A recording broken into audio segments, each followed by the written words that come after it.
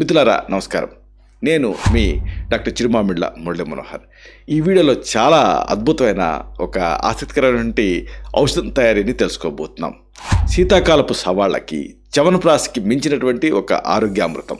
దీని తయారీ, దీని ప్రత్యేకతలు, దీన్ని తయారు చేసుకునేటువంటి విధానం ఈ మొత్తం తెలుసుకుందాం. చూడండి, కాలాలు మారినప్పుడు మన శరీరం మార్పులకు లోనవుతూ ఉంటుంది. ఆయుర్వేదం దీన్ని యమదంష్టలు అంటుంది. ఇలాంటి ఈ సంధికాలాన్ని ముఖ్యంగా చలికాలంలో రోగ నిరోధక శక్తి అంటే ఇమ్యూనిటీ సిస్టమ్ బలహీనపడుతుంది. ఇది సహజం. ఈ వాతావరణ మార్పుల నుంచి మనల్ని మనం కాపాడుకోవటానికి, అంటువ్యాధులు దరిచేరకుండా ఉంచుకోవటానికి పోషకాహారం అనేది చాలా అవసరం. కేవలం ఆయుర్వేదమే కాదు, ఆ మాటకు వస్తే ఆధునిక శాస్త్రం కూడా ఇమ్యూనిటీ అంటే రోగనిరోధక శక్తిని పెంచేటటువంటి ఇమ్యూన్ బూస్టింగ్ పదార్థాన్ని తీసుకోవటం గురించి తప్పనిసరిగా స్ట్రెస్ చేసి చెప్తూ ఉంటాయి. ఆయుర్వేదం ప్రకారంగా సరైన ఆహారం తీసుకోవటం వల్ల దోషాల తాలూకు సమతుల్యత అంటే దోష బ్యాలెన్స్ అనేది పెరుగుతుంది. అప్పుడు వ్యాధి నిరోధక శక్తి అంటే వ్యాధి క్షమత్వం కూడా మెరుగుపడుతుంది. ఈ సందర్భంగా ఈ ప్రత్యేకమైన ఔషధం తయారీతో అటు ఆరోగ్యాన్ని కాపాడుకోవచ్చు, ఇటు ఇమ్యూనిటీని కూడా పెంచుకోవచ్చు. ఇక వివరాల్లోకి వెళ్దాం. దివ్యమైనటువంటి ఆమ్లకి లేహ్యం, దీని తయారీ విధానం, దీనికి కావాల్సిన పదార్థాలు ముందు తెలుసుకుందాం. చలికాలంలో శరీరానికి అవసరమైన వేడిని, బలాన్ని అందించడానికి ఈ ఔషధం తయారీ అనేది అద్భుతంగా పనిచేస్తుంది. ఆయుర్వేదంలో ఉసిరిని రసాయన గుణాలు కలది అంటారు. అందుకే ఆమ్లకి రసాయనం అంటారు. అంటే రసరక్తాది మాంసం మీద సప్తధాతులు ఉంటాయి, వాటిని ఇది పరిపుష్టం చేస్తుంది. అంటే ఇది కణాలని పునరుజ్జింపజేసేటువంటి శక్తిని కలిగి ఉంటుంది. ఈ లేహ్యం తయారీకి కావాల్సినటువంటి కొన్ని దినుసులు వరుసగా తెలుసుకుందాం. అంటే ఈ ఔషధం తయారీకి ఏమేమి కావాలి? ఈ ఔషధం తయారీకి కావాల్సిన దినుసులు ఏమిటంటే, ఒకటి ఉసిరికాయ గుజ్జు 500 గ్రాములు, అలాగే జాజికాయ పొడి 1 చెంచాడు, ఇంకా శొంఠి పొడి అంటే ఎండిన అల్లం పొడి ఇది 1 చెంచా, యాలకుల గింజల పొడి 1 చెంచా, దాల్చిన చెక్క పొడి 1 చెంచా, బెల్లం 1/2 కిలో, తేనె 1 చెంచా, నెయ్యి 1 చెంచా. ఇలా సిద్ధం చేసుకోండి. ఇక దీన్ని ట్రెడిషనల్గా సాంప్రదాయ పద్ధతిలో తయారు చేసుకునే పద్ధతి తెలుసుకుందాం. ముందుగా తాజాగా సేకరించినటువంటి ఉసిరికాయని శుభ్రంగా కడిగి ఆ తర్వాత ఉడికించుకోవాలి. ఉడికిన తర్వాత లోపల గింజలన్నింటినీ తీసేసేసి ఆ మెత్తటి గుజ్జు ఉంటుంది కదా, ఆ ఉసిరి గుజ్జుని మాత్రమే సిద్ధం చేసుకోవాలి. ఇప్పుడు స్టవ్ వెలిగించి ఒక మందపాటి గిన్నెలో నెయ్యి వేసి వేడి చేయాలి. ఈ వేడి చేసిన నెయ్యిలో మనం సిద్ధం చేసుకున్నటువంటి ఈ ఉసిరి గుజ్జును వేసి చిన్న మంట పైన సుమారుగా ఒక 5 నిమిషాలు కాస్త ఫ్రై చేయాలి, వేయించుకోవాలి. ఆ తర్వాత తీసుకున్నటువంటి ఆ 1/2 కిలో బెల్లాన్ని సన్నగా తురుముకోవాలి.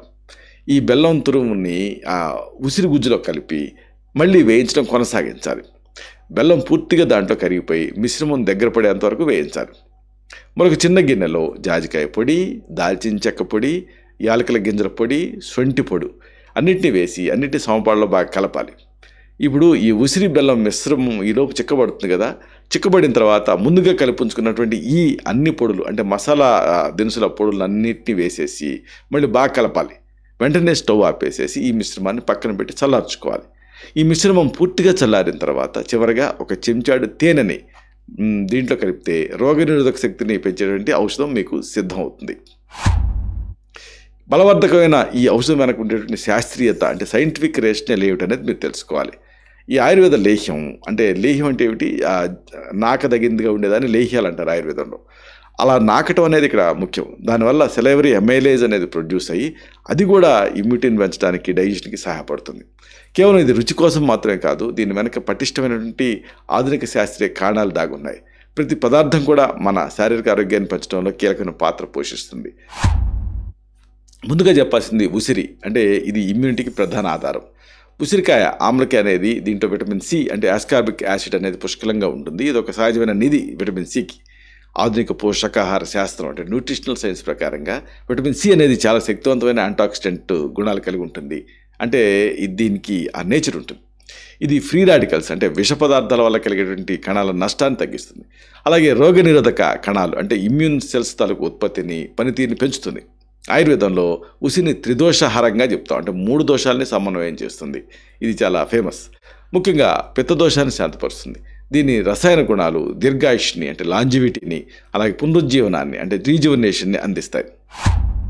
తర్వాత ముఖ్యమైన పదార్థం శొంఠి అంటే అల్లం. శొంఠి శోధిస్తుందని సామెత. జీర్ణశక్తికి, వేడికి ఇది సహాయపడుతుంది. శొంఠి అనేది మీకు తెలుసు పొడి అల్లం. అంటే అల్లాన్ని ఎండబెట్టి శొంఠి పొడి తయారు చేస్తారు. దీంట్లో జింజరాల్స్ అంటే ఇంకా షాజాల్స్ ఇలాంటి కొన్ని క్రియాశీలక సమ్మేళనాలు ఉంటాయి. ఈ సమ్మేళనాలన్నీ కూడా శక్తివంతమైన యాంటీ ఇన్ఫ్లమేటరీ గుణాలు, శోధ నిరోధక గుణాలు కలిగి ఉంటాయి. ఇవి చలికాలంలో సాధారణంగా వచ్చేటటువంటి ఆ శ్వాసకోశ సమస్యలకు, రెస్పిరేటరీ ఇష్యూస్కి మంచి రిలీఫ్ని ఇస్తాయి. ఆయుర్వేద ప్రకారంగా శొంఠి అనేది అగ్నిని అంటే జీర్ణశక్తిని పెంచుతుంది. మందగించినటువంటి ఆ జీర్ణక్రియ అంటే డైజెషన్ అనేది ఇండైజెషన్ మెరుగుపరుచుకోవడానికి ఇది సహాయపడుతుంది. మెరుగుపరుచుకోవడం ద్వారా పోషకాలు శరీరం అనేది పోషకాలని శరీరం అనేది బాగా గ్రహిస్తుంది. ఇక ఇతర మసాలా దినుసులు ఇవి జీవక్రియకి ఉత్తేజాన్ని ఇస్తాయి. ఉదాహరణకు జాజికాయని తీసుకుంటే జాతి ఫలాన్ని జీర్ణ వ్యవస్థ డైజెస్టివ్ సిస్టమ్ని అలాగే నర్వస్ సిస్టమ్ని అంటే నాడీ వ్యవస్థని స్టిమ్యులేట్ చేస్తూ వాటి హెల్త్ని ఎస్టాబ్లిష్ చేస్తుంది. దాల్చిన చెక్క తొక్క అంటారు ఆయుర్వేదంలో. దీంట్లో ఉండేటువంటి సినమాల్డిహైడ్ అనేటటువంటి పదార్థం యాంటీమైక్రోబియల్ గుణాన్ని, సూక్ష్మజీవుల నిరోధక గుణాన్ని కలిగి ఉంటుంది. ఇది రక్తంలో చక్కెర స్థాయిని కూడా, బ్లడ్ షుగర్ లెవెల్స్ని కూడా కంట్రోల్ చేయడానికి సహాయపడుతుందని ఆధునిక శాస్త్ర పరిశోధనలో తేలింది. ఆయుర్వేదం ప్రకారంగా ఈ దాల్చిన చెక్క వాతాన్ని, కఫాన్ని రెండింటి దోషాలని తగ్గిస్తుంది. ఇక యాలకుల గింజల పొడి, యాలక్కి అంటారు, ఇది జీర్ణక్రియకి సహాయపడుతుంది. ఆహారానికి మంచి రుచిని, సువాసనని అందిస్తుంది.